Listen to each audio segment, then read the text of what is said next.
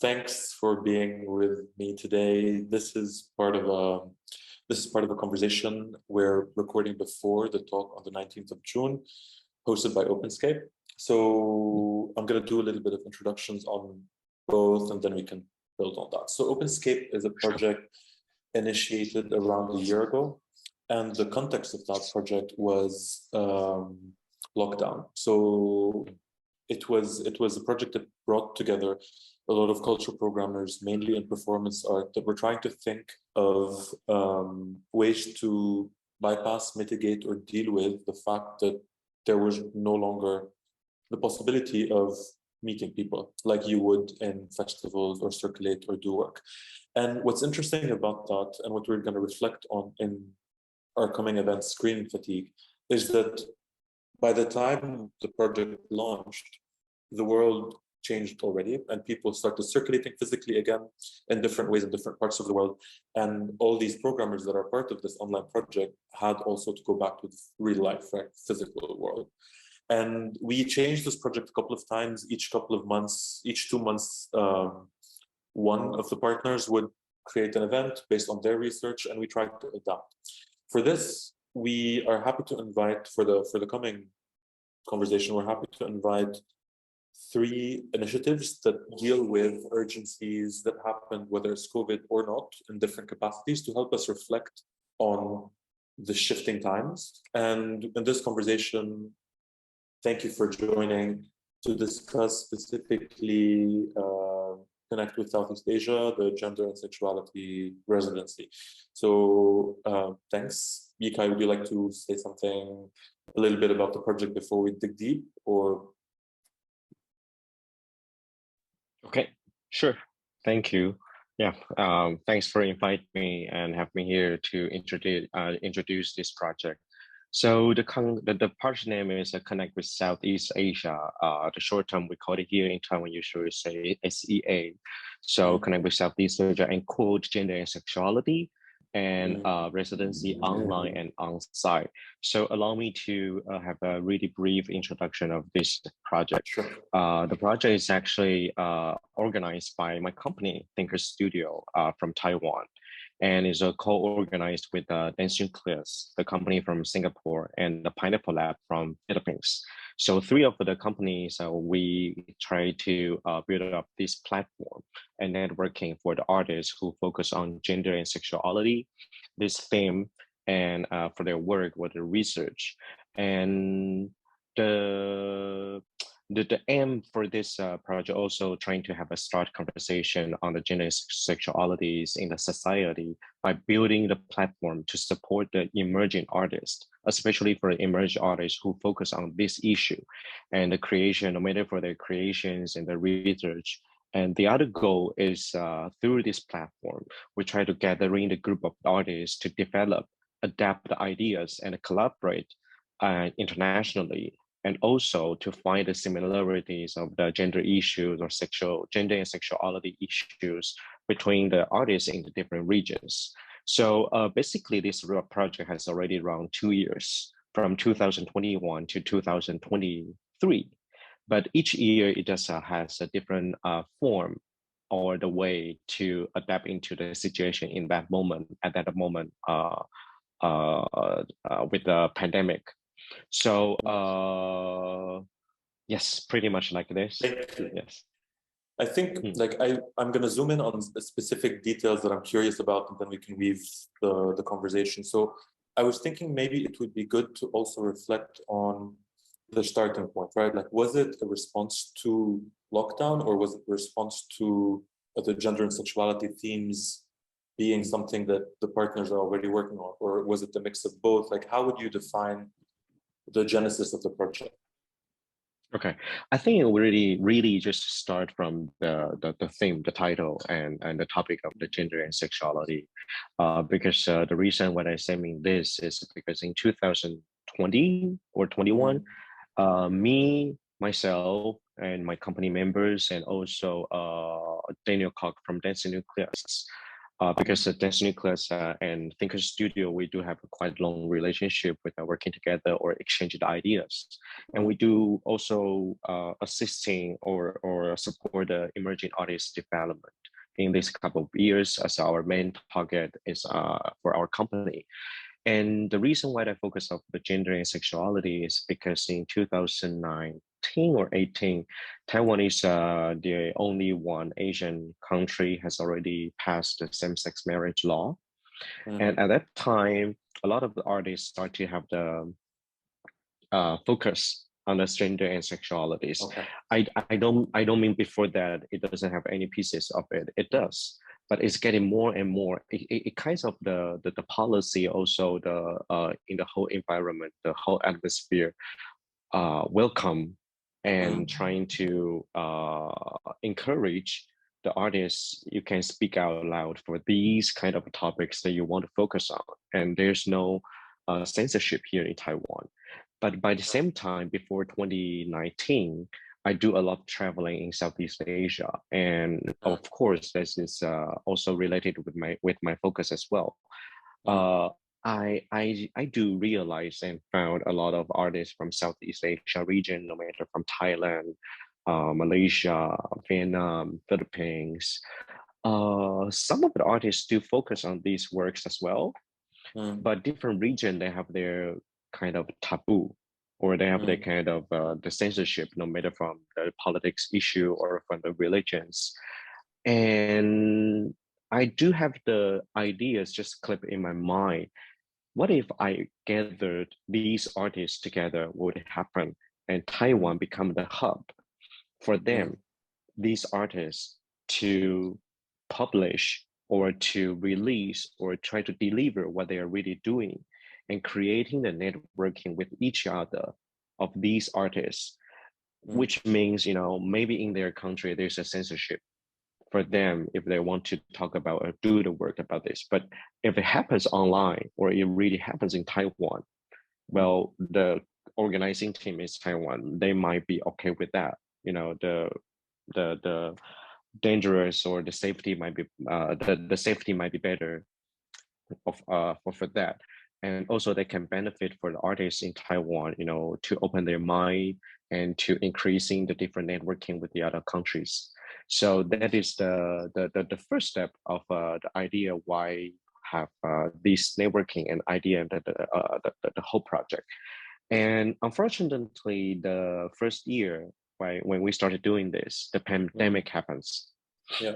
So I wouldn't say it's kind of like a coincidence as well, since I myself, we think if we want to build up the networking in a before, we usually just fly to the other country doing the residency or, you know, having a collaboration with the other artists.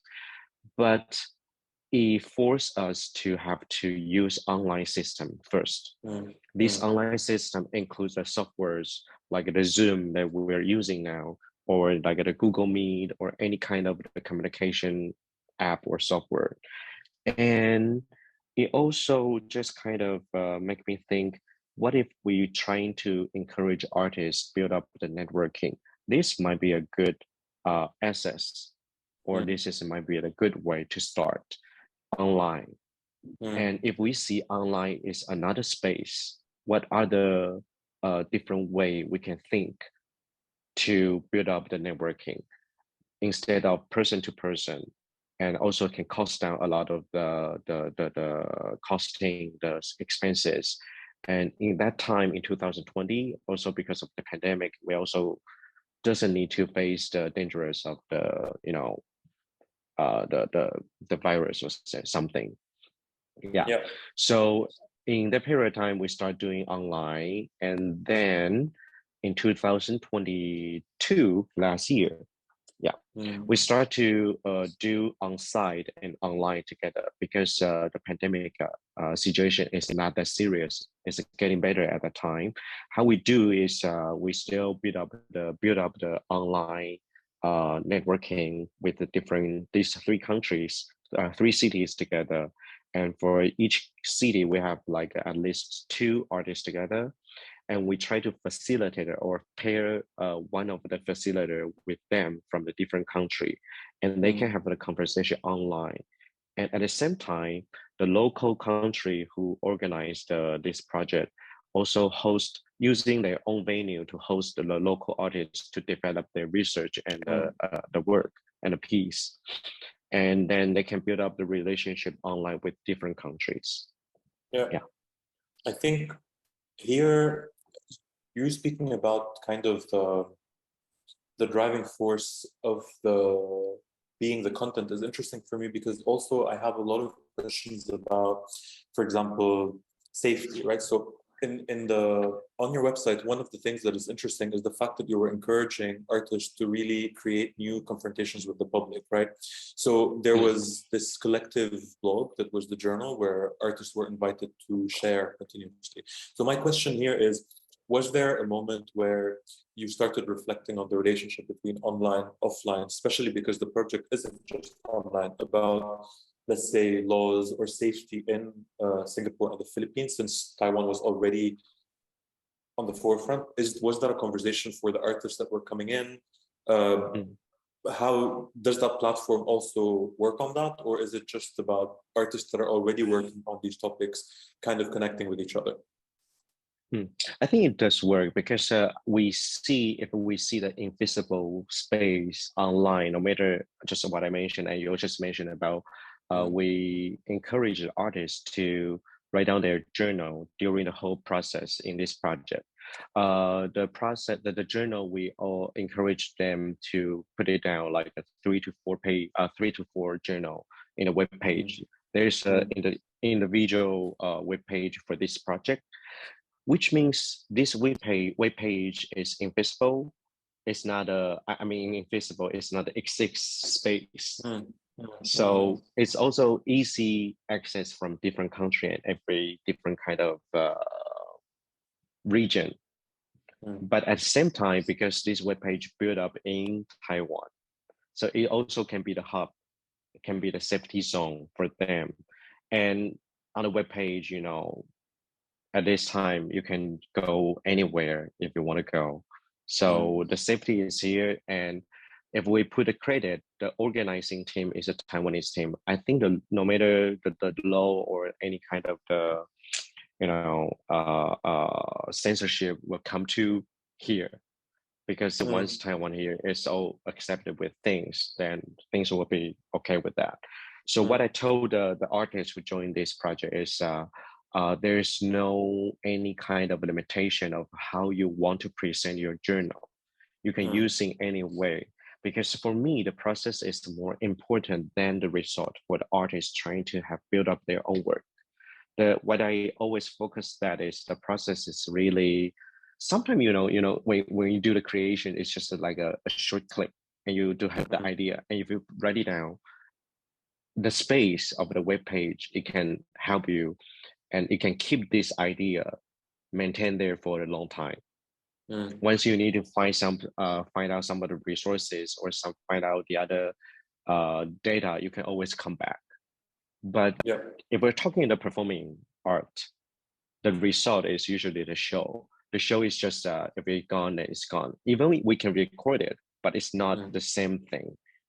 How you be on site at the same place and seeing the show and seeing the performances, the atmosphere, and how you feel your body and your all of your sense is different. So what I really focus on is the networking and the process, how they put it down. And I think this is visible in one of the interesting things on the website is also the network map, right? Like there's a big map of everyone that was part of this. And I think if I understood correctly, it's something that is cumulative. So you would have 1.0, 2.0, 3.0, you would have them all on this map and it grows. And what's interesting, what I want to hear a little bit more from you is you have artists, facilitators, and observers. Could you speak a little bit about how these function or how this can grow? When you speak about the platform, for example, I'm very curious about, is it something that you want to grow independent of Connect with Southeast Asia? Is it something that artists need to kind of pick up organically, or is it something that builds a centralized platform. Like, could you speak a little bit more about that? Okay. There do 3 characters. Actually, I would say 4, because one of the other character we didn't really put in a map or the organization, the kind of the picture. I will talk about the artistic side. There are 3 characters. One is a artist themselves, and we're trying to encourage 2 artists as a pair, as a team, in a different field. They might know each other, but they probably doesn't have the chance to work with each other, like in a circus scene or in a dance scene. Both of them have the similarity of using the physical as their tool to working on their works.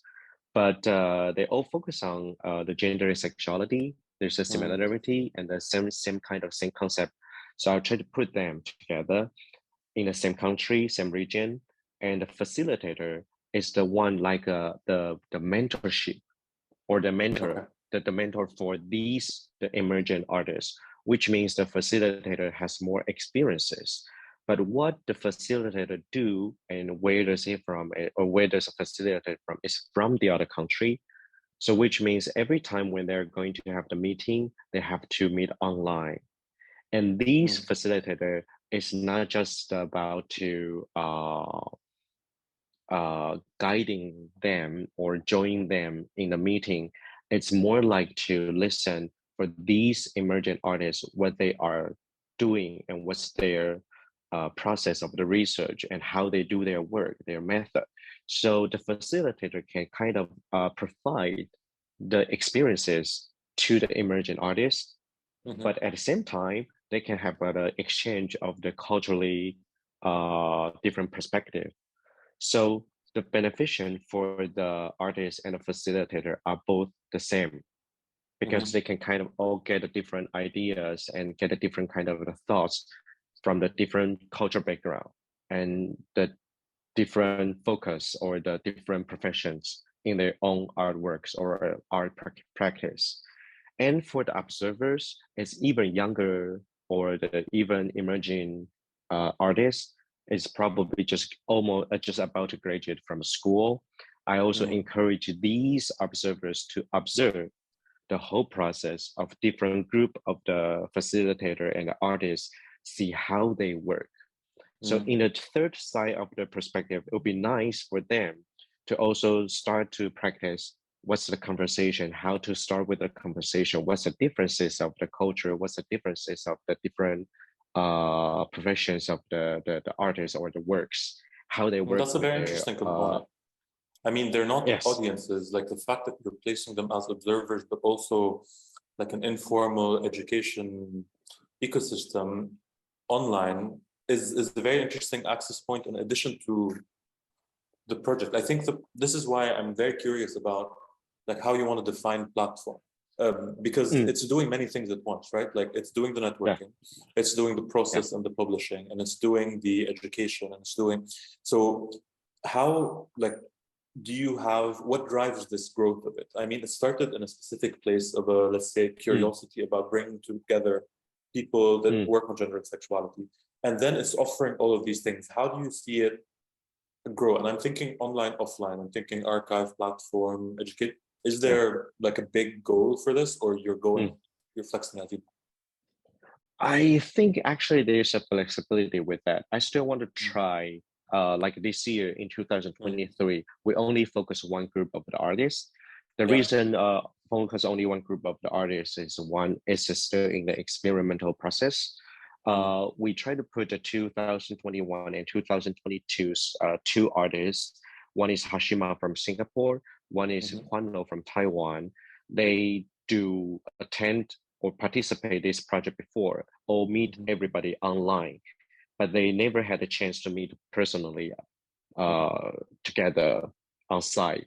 So this year's experiment is we try to put Kwano from Taiwan to Singapore.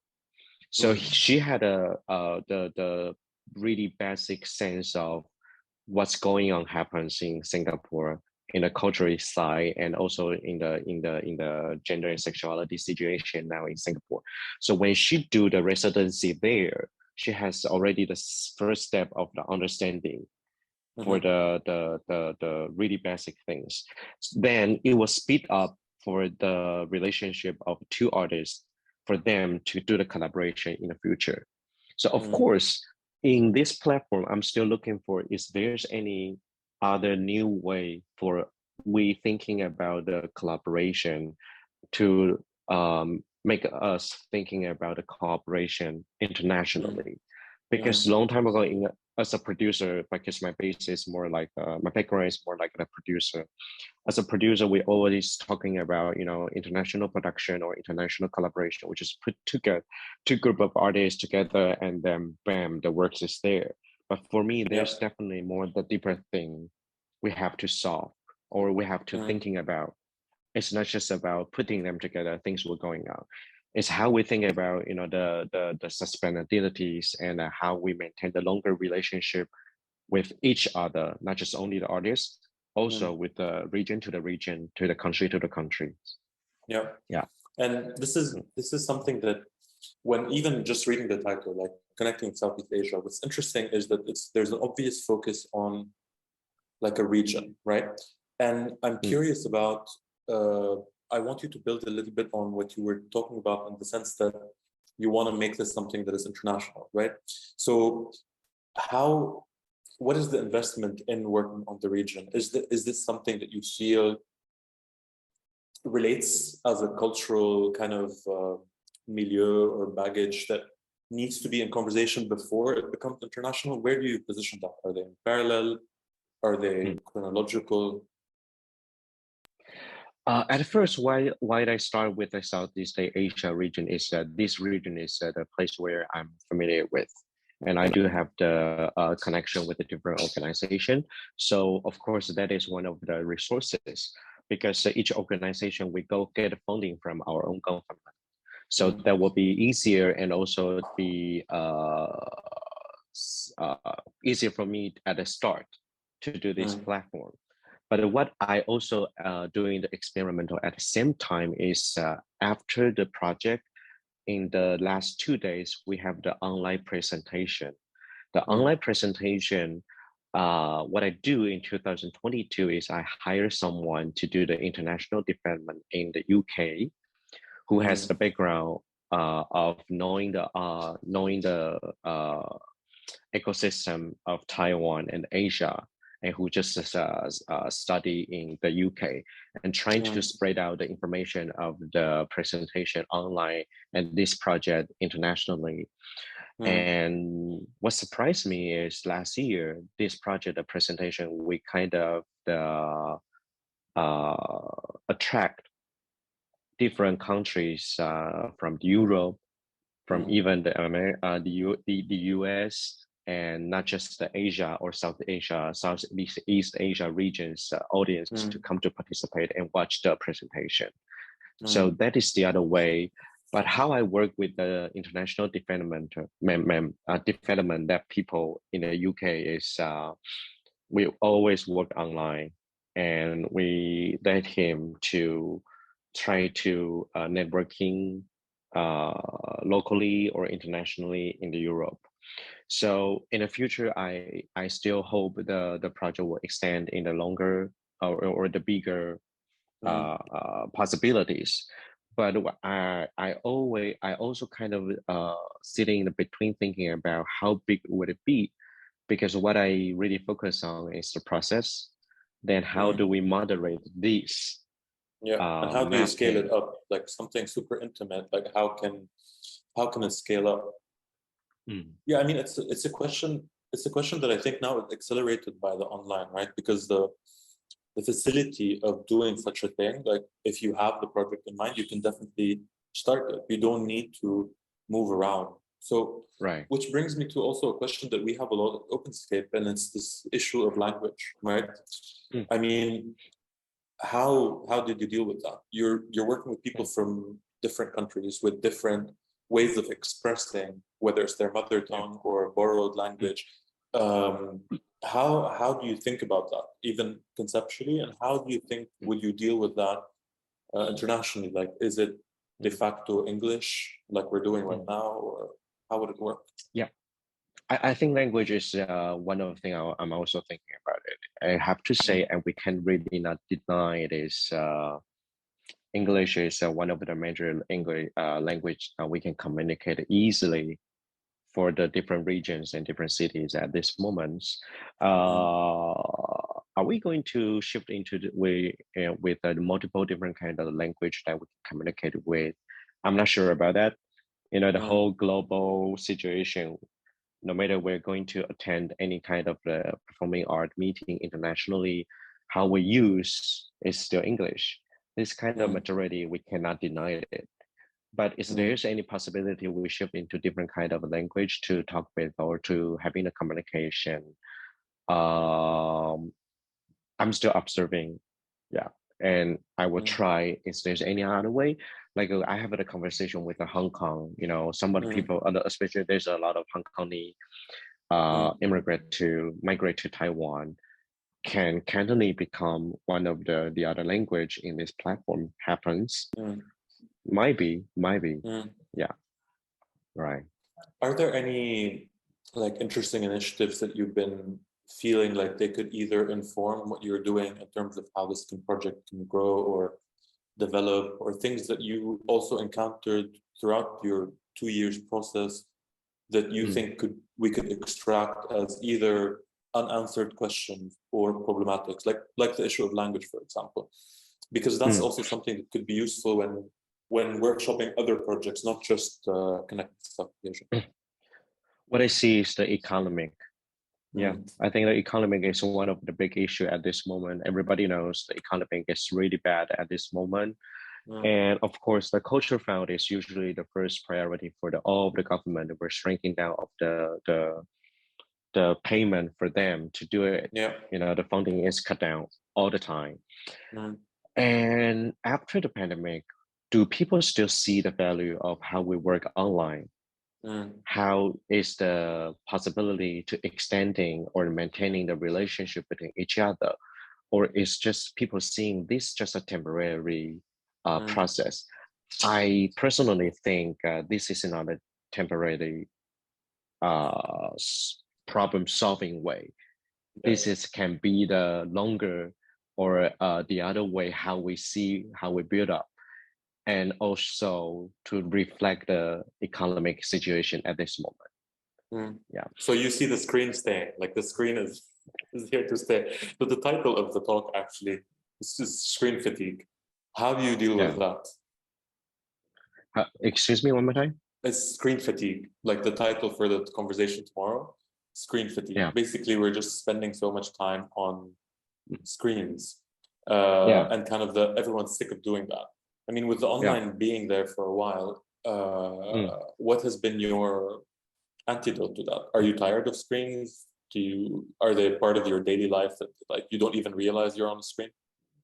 Yeah, we're all tired of it.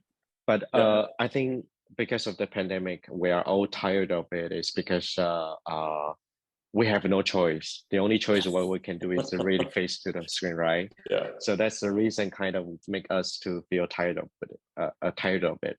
But for my experiences and then myself, I also found that there is something interesting is after pandemic, even just in Taiwan, this small island, some of the meeting I gotta choose just doing it online.